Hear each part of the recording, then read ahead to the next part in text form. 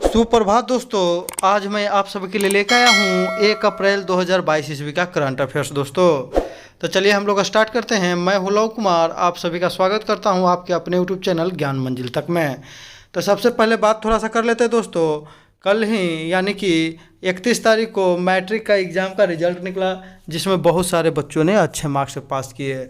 और मेनली रूप से हम कुछ क्लासेज को बधाई देना चाहते हैं और कि बहुत ही अच्छे मार्क्स लाए हैं, टॉपर किए हैं अनीश राज 455 नंबर लाकर। तो आप लोग ऐसे ही मेहनत करते रहिए और गांव का नाम रोशन करते रहिए। तो चलिए हम लोग स्टार्ट करते हैं आज का वीडियो।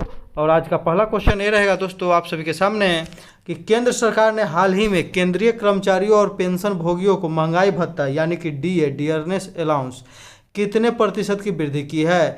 तो डीए में दोस्तों कितने प्रतिशत की वृद्धि की है ये बात है, यानी कि केंद्रीय कर्मचारियों के लिए पेंशन भोगी और केंद्रीय कर्मचारियों के महीना में जो वेतन में वृद्धि होता है डीए जिसको बोलते हैं महंगाई भत्ता, तो कितने प्रतिशत की वृद्धि हुई थी दोस्तों। तो ये हाल ही में 3% का वृद्धि हुई है दोस्तों, याद रखिएगा 3% का। वर्तमान में केंद्र सरकार का डीए कितना हो गया दोस्तों, 3% बढ़कर पहले था 31%, अब हो गया 3% और, तो 31 3 34% है।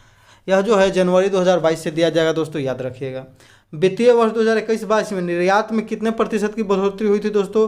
तो पहली बार जो है 400 अरब डॉलर का निर्यात किया था भारत के द्वारा, और इसमें जो है 37% की वृद्धि हुई थी दोस्तों, याद रखिएगा। जबकि $589 का आयात हुआ था, यानी कि 189 अरब डॉलर दोस्तों घाटा है, याद रखिएगा। क्रिप्टो करेंसी के लेन देन पर होने वाले आय में कितना प्रतिशत टैक्स लगाने की घोषणा किया गया है। तो इसमें लगेगा 30% दोस्तों, याद रखिएगा 30% है। वन और वृक्ष आच्छादित क्षेत्रफल में सर्वाधिक वृद्धि कहाँ में हुआ दोस्तों इस बार। तो इस बार सर्वाधिक वृद्धि हुआ आंध्र प्रदेश में, याद रखिएगा। वन और वृक्ष जो है क्षेत्रफल में। अगर सबसे अधिक बात करें दोस्तों कि वन क्षेत्रफल की दृष्टि से सबसे अधिक किस राज्य में वन है, तो हो जाएगा मध्य प्रदेश में दोस्तों। जबकि प्रतिशत की दृष्टि से बात करें कि सबसे अधिक वन किस में है, तो हो जाएगा मिजोरम में, याद रखिएगा मिजोरम। सबसे कम कहाँ में है दोस्तों, प्रतिशत और क्षेत्रफल में, तो दोनों हो जाएगा हरियाणा में, याद रखिएगा हरियाणा में। हरियाणा में लड़की और लकड़ी दोनों कम है दोस्तों, ऐसे याद रखिएगा। अगला क्वेश्चन हो जाएगा दोस्तों कि हाल ही में किस संस्था ने state from world population 2022 report जारी की है। स्टेट ऑफ वर्ल्ड पॉपुलेशन 2022 यानी कि वर्ल्ड के पॉपुलेशन के बारे में जारी किया है दोस्तों, तो याद रखिएगा कौन है। तो इसका सही जवाब हो जाएगा ऑप्शन नंबर डी, इसका सही होगा दोस्तों संयुक्त राष्ट्र जनसंख्या कोष, याद रखिएगा संयुक्त राष्ट्र जनसंख्या कोष है। अगर संयुक्त राष्ट्र की बात करें दोस्तों तो संयुक्त राष्ट्र का जो है स्थापना हुआ था, कब हुआ था दोस्तों, तो आगे बताते हैं हम लोग को। इसका जो है टाइटल है जो देखा नहीं जा रहा उसे दिखाना है, याद रखिएगा। यानी कि अनअपेक्षित गर्भाधान, बिना अपने इच्छा से गर्भाधान 2015 से 19 में 121 मिलियन हुआ, याद रखिए। जो सरकार के पास डेटा है उसके अनुसार पूरे विश्व में 121 मिलियन। 45% तक गर्भपात जो होता है वह सुरक्षित होता है, ये भी याद रखिएगा दोस्तों। संयुक्त राष्ट्र की स्थापना 24 अक्टूबर 1945 ईस्वी को हुआ था, याद रखिएगा दोस्तों। इसका मुख्यालय कहाँ में है दोस्तों, तो इसका मुख्यालय न्यूयॉर्क में है। संयुक्त राष्ट्र में जो है 6 जो है इसके जो है संस्था है, 6 संस्था में एक संस्था है दोस्तों संयुक्त राष्ट्र का जो है क्या है अंतर्राष्ट्रीय न्यायालय, वो कहाँ में है दोस्तों, तो द हेग में है। बाकी सभी का मुख्यालय न्यूयॉर्क में है, लेकिन एगो का है द हेग में। संयुक्त राष्ट्र के महासचिव वर्तमान में कौन है, तो एंटोनियो गुटेरेस, जो कि पुर्तगाल के पूर्व प्रधानमंत्री थे दोस्तों। संयुक्त राष्ट्र के नवीनतम सदस्य देश कौन है, दक्षिणी सूडान, 193वां सदस्य देश है दक्षिणी सूडान, याद रखिएगा दोस्तों। दक्षिणी सूडान की राजधानी कहाँ है, तो जुबा। संयुक्त राष्ट्र महासभा के प्रमुख कौन है दोस्तों, तो अभी है वर्तमान में अब्दुल्ला शाहिद, जो कि मालदीव के हैं, याद रखिएगा मालदीव के हैं अब्दुल्ला शाहिद। अंतर्राष्ट्रीय न्यायालय का मुख्यालय कहाँ है दोस्तों, तो इसको याद रखिएगा द हेग में। द हेग कहाँ में दोस्तों, तो नीदरलैंड में। नीदरलैंड की राजधानी कहाँ है, तो एम्स्टर्डम,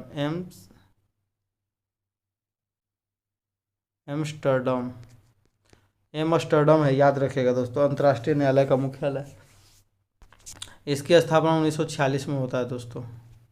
अंतर्राष्ट्रीय न्यायालय से इस्तीफा देने वाला पहला देश दोस्तों, बहुत ही इंपॉर्टेंट क्वेश्चन है। 2017 ईस्वी में 2018 ईस्वी में दरोगा का एग्जाम हुआ था, बिहार दरोगा का, उसमें पीटी में पूछा गया था दोस्तों कि अंतर्राष्ट्रीय न्यायालय से इस्तीफा देने वाला एकमात्र देश कौन है। तो एकमात्र देश है, याद रखिएगा दोस्तों, बुरुंडी, याद रखिएगा बुरुंडी, अंतर्राष्ट्रीय न्यायालय से इस्तीफा देने वाला एकमात्र देश दोस्तों। अगला क्वेश्चन हो जाएगा दोस्तों कि प्रतिवर्ष international transgender day of visibility कब मनाया जाता है?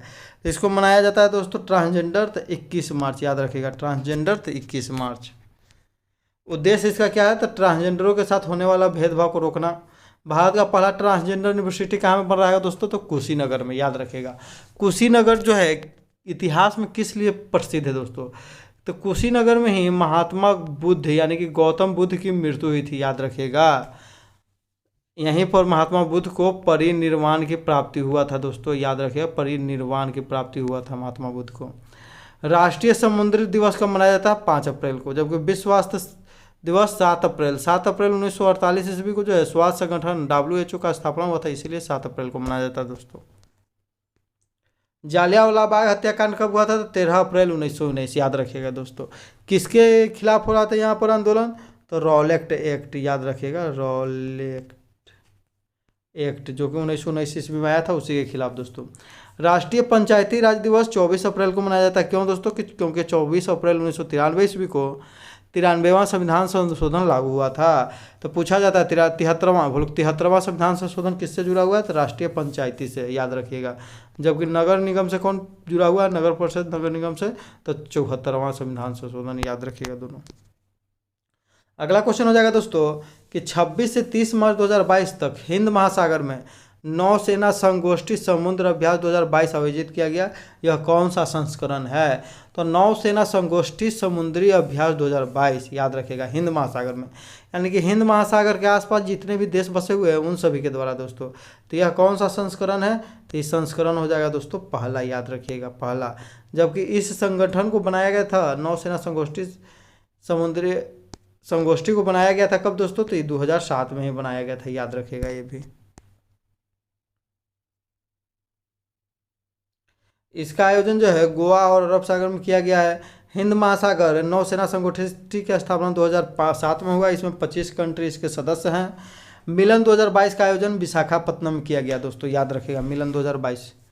पश्चिमी लहर नौसेना का एक्सरसाइज है, इसका आयोजन जो है पश्चिमी घाट में किया गया, ये भी याद रखिएगा। धर्म गार्जियन हो जाएगा दोस्तों, धर्म गार्जियन जो है भारत और जापान के बीच होने वाले युद्धाभ्यास है, ये भी याद रखिएगा दोस्तों। अगर बांग्लादेश से बात करें दोस्तों तो भारत और बांग्लादेश के संप्रीति होता है, संप्रीति एक्सरसाइज, याद रखिएगा।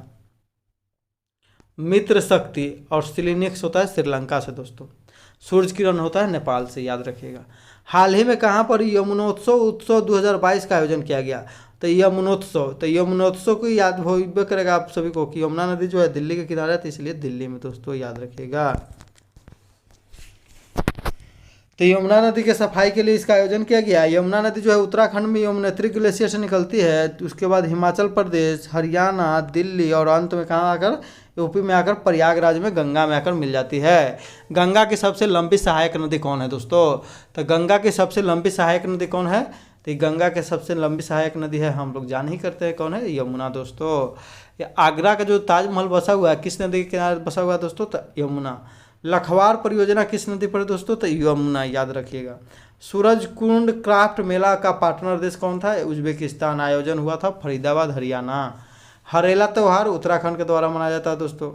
पुष्कर महोत्सव हाल ही में कहाँ में मनाया गया? तो पुष्कर एगो मेला होता है दोस्तों, तो पुष्कर मेला जो है राजस्थान में पुष्कर में लगता है, जबकि पुष्कर महोत्सव जम्मू कश्मीर में मनाया गया, याद रखिएगा दोस्तों। अगला क्वेश्चन हो जाएगा, बहुत ही इंपॉर्टेंट क्वेश्चन है दोस्तों, कि हाल ही में आग लगने के कारण चर्चा में रहा सरिस्का टाइगर रिजर्व किस राज्य में है? तो सरिस्का टाइगर रिजर्व की बात करें दोस्तों तो सरिस्का हो जाएगा राजस्थान में। स के बाद आ गया र से राजस्थान। तो यहाँ पर जो दोस्तों आग लग गया 10 किलोमीटर वर्ग के आसपास के क्षेत्रों में आग लग गया है। तो यहाँ पर जो है रॉयल टाइगर है बंगाल, तो उसी को बचाने के लिए यहाँ पर भरसक प्रयास किया गया दोस्तों। तो 10 वर्ग किलोमीटर में आग लग जाने के कारण वायुसेना के द्वारा इसे बुझाया गया है। 27 रॉयल बंगाल टाइगर सरिस्का पश्चिम बिहार में, ये भी याद रखिएगा दोस्तों। कितना? तो 27।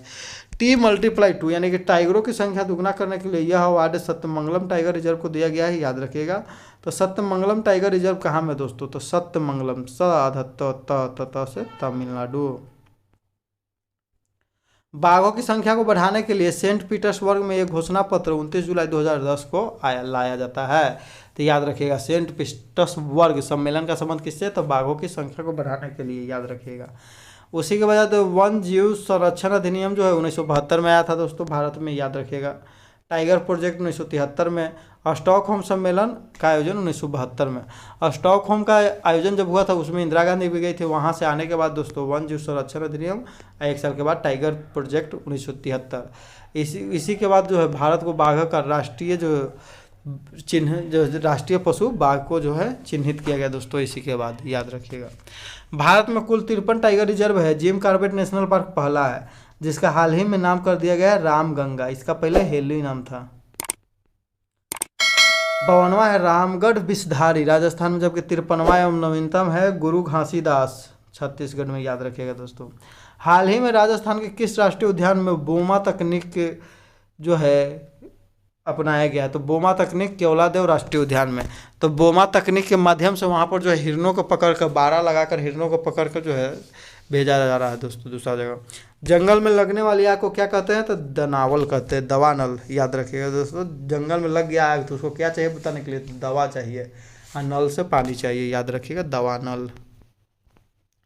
अगला क्वेश्चन हो जाएगा दोस्तों जो कि बहुत ही इंपॉर्टेंट है कि हाल ही में किसे infrastructure leasing and financial service के अध्यक्ष के रूप में चुना गया है।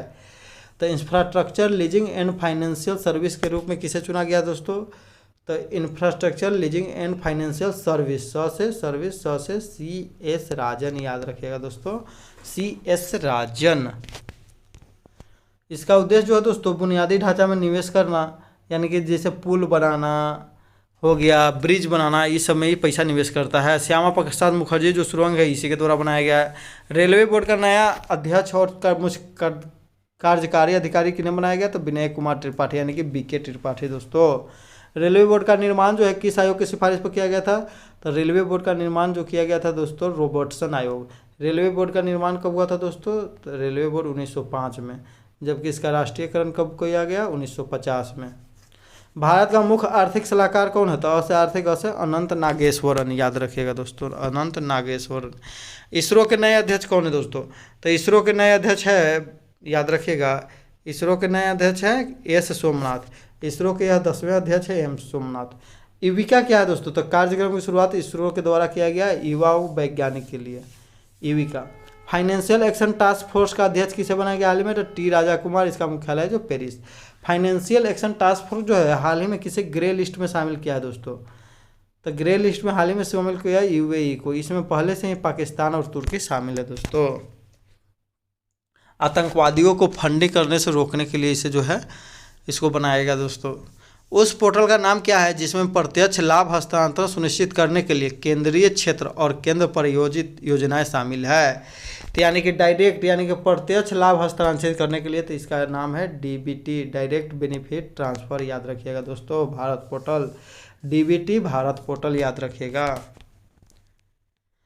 Direct benefit transfer Bharat portal. हाल ही में इसके अंदर 313 परियोजनाओं को शामिल किया गया है। फास्टर पोर्टल जो है और सुपेश जो है सुप्रीम कोर्ट में स्टार्ट किया गया है, याद रखिएगा, फास्टर पोर्टल और सुपेश। राजीव गांधी कहते दोस्तों यदि किसी व्यक्ति को 1 रुपये का लाभ पहुंचाना है, ऊपर से 1 रुपया आता है तो नीचे पहुंचते पहुंचते वो 15 पैसा बचता है, 85 पैसा खत्म। सुगम्य भारत ऐप दिव्यांग के लिए सामाजिक न्याय एवं अधिकारिता मंत्री के द्वारा शुरू किया गया। सामाजिक न्याय एवं अधिकारिता मंत्री कौन है वर्तमान में दोस्तों, तो वीरेंद्र कुमार है, याद रखिएगा, वीरेंद्र कुमार। दिशांक ऐप, दिशपैसांक क से कर्नाटक सरकार, हम कितना बार बताया दोस्तों, दिशांक लेटर ट्रिक के माध्यम से लास्ट में कहा तो क से कर्नाटक, और दिशांक दिशा यानी भूमि का record. Y break mobile, WHO Y break mobile app क्या है, तो ये आयुष्मान मंत्रालय के द्वारा तनाव को कम करने के लिए इसको लॉन्च किया गया है, यानी कि बीच बीच में अपने तनाव को कम करने के लिए थोड़ा ब्रेक लीजिए 5 मिनट का। किसान ऐप किसने बनाया था, IIT रुड़की के द्वारा बनाया गया, यह उत्तराखंड में लागू है। इसमें जो है किसान ऐप के माध्यम से जो है मौसम की जानकारी मिलेगा दोस्तों। अगला क्वेश्चन हो जाएगा कि हाल ही में राष्ट्रीय महिला आयोग ने किसके सहयोग से एक विधिक सहायता क्लिनिक शुरू किया है, तो विधिक सहायता क्लिनिक से शुरू किया है दोस्तों, तो यह दिल्ली राज्य कानूनी सेवा प्राधिकरण के द्वारा, याद रखिएगा, इसकी सहायता से। अगर राष्ट्रीय महिला आयोग की बात करें दोस्तों, तो राष्ट्रीय महिला आयोग की स्थापना की बात करें दोस्तों तो 1992 ईस्वी में हुआ। किस एक्ट के तहत दोस्तों, तो 1990 ईस्वी का एक्ट के तहत, याद रखिएगा। इसके वर्तमान में अध्यक्ष कौन है दोस्तों, तो रेखा शर्मा। अब प्रथम अध्यक्ष कौन थी, तो जयंती पटनायक दोस्तों, याद रखिएगा।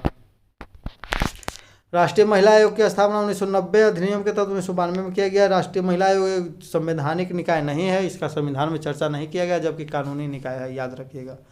राष्ट्रीय महिला आयोग के वर्तमान में अध्यक्ष प्रमुख कौन है, रेखा शर्मा। निःशुल्क विधिक सहायता संविधान के अनुच्छेद कितना में है, तो अनुच्छेद 39 में। इसको जो है दोस्तों अनुच्छेद 39 के कोई ना कोई भाग में है, 42वां संविधान संशोधन के तहत जोड़ा गया है, याद रखिएगा। राष्ट्रीय महिला आयोग की प्रथम महिला प्रमुख कौन थे, तो जयंती पटनायक दोस्तों, याद रखिएगा, जयंती पटनायक। भारत की पहली ई लोक अदालत तो बिलासपुर छत्तीसगढ़, याद रखिएगा। ई लोक, लोक माने लोग, लोग के गो तो छत्तीसगढ़। भारत के पहले पेपरलेस हाईकोर्ट केरल उच्च न्यायालय। विश्व की पहली पेपरलेस सरकार यूएई। ये सब महत्वपूर्ण क्वेश्चन है दोस्तों, देखिएगा। भारत का पहला पेपरलेस विधानसभा नागालैंड।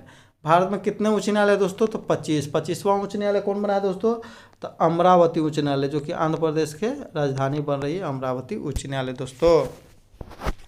अगला क्वेश्चन हो जाएगा कि मार्च 2022 में जमशेदपुर में आयोजित अंडर 18 महिला फुटबॉल चैंपियनशिप किसने जीता है, तो मार्च 2022 में जमशेदपुर में आयोजित अंडर 18 सैफ की, याद रखिएगा, ऐसे किसने जीता है दोस्तों, तो ये जीता है भारत ने। किसे हराकर जीता भारत दोस्तों, तो इसको हराया बांग्लादेश को, याद रखिएगा।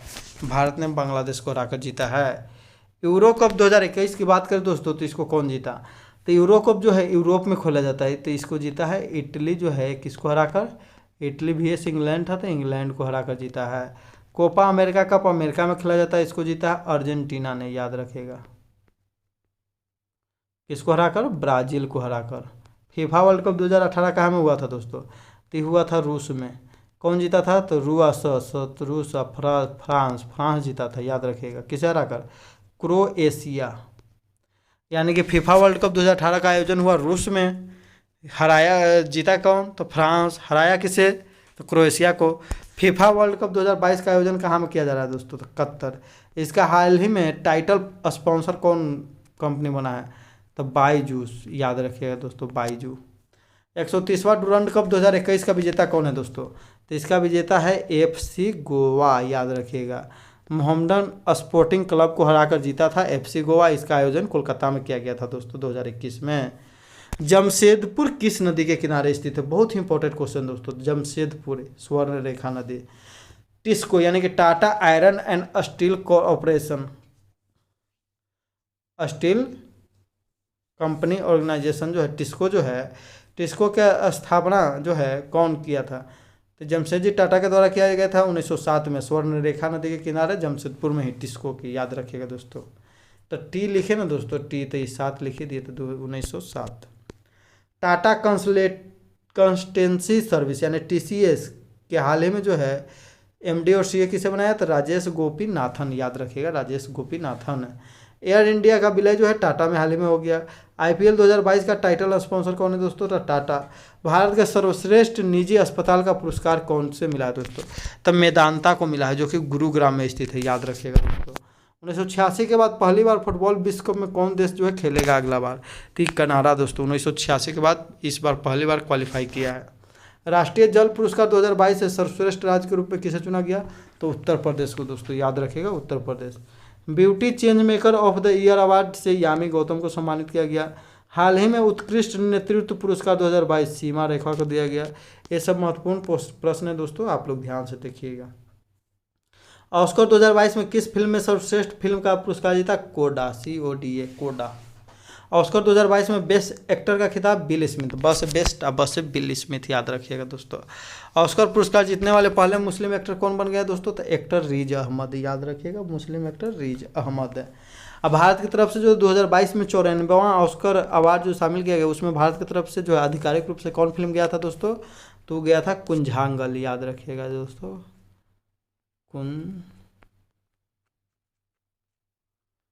भारतीय नौसेना के INS वलसुरा जहाज को प्रतिष्ठित प्रेसिडेंट कलर से सम्मानित किया गया है, भी आप लोग ध्यान में रखिएगा।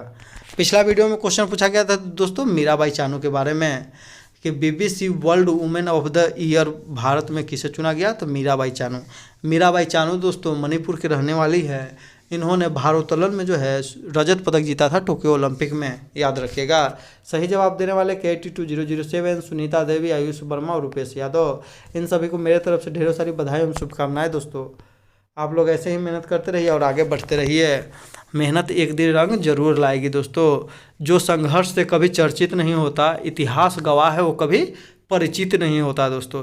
तो संघर्ष तो करना पड़ेगा दोस्तों, जिस चीज़ में कीजिए, आपको जिसमें मन लगे संघर्ष करना ही है। आप खेल भी रहे हैं तो उसमें भी संघर्ष करना, आप पढ़ रहे हैं उसमें भी संघर्ष करना है, और जो संघर्ष को जारी रखेगा वही एक दिन सफल होगा दोस्तों। तो आज का क्वेश्चन रहेगा दोस्तों, जिसका आप लोग कमेंट करके जवाब दीजिएगा कि हाल ही में आग लगने के कारण चर्चा में रहा सरिस्का टाइगर रिजर्व किस राज्य में है। तो हम बता भी दिए थे कि सरिस्का टाइगर रिजर्व में जो है आग लग गया है दोस्तों। तो सरिस्का टाइगर रिजर्व जो है किस राज्य में है दोस्तों, आप लोग को कमेंट करके राज्य का नाम बताना है। और वीडियो यदि अच्छा लगता है दोस्तों तो कृपया लाइक कर दीजिए, शेयर कर दीजिए और कमेंट जरूर से ज़रूर कीजिए कि आपको वीडियो कैसा लगा दोस्तों। और वीडियो पर जो नए हैं कृपया चैनल को सब्सक्राइब कर ले, बेल आइकन की घंटी को दबा दे। इसी के साथ वीडियो हम अपना समाप्त करते हैं दोस्तों। वीडियो को पूरा देखने के लिए धन्यवाद। जय हिंद, जय भारत, वंदे मातरम दोस्तों।